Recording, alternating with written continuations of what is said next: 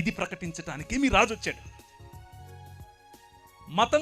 మతం కడతానంటే ఎట్లా?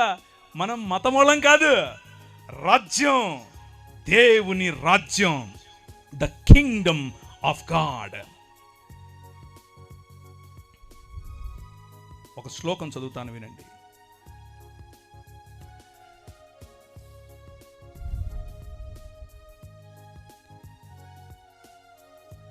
అస్మాకం ప్రభు పరమేశ్వర ఏక ఏవ యూయం సర్వంతఃకరణై సర్వప్రాణై సర్వచిత్తై సర్వశక్తిభిశ్చ తస్మిన్ ప్రభో పరమేశ్వరే ప్రియధ్వం. ఈ శ్లోకానికి అర్థం ఏమిటంటే, నేను మార్కు సువార్త చదివాను, టెన్షన్ పడకండి.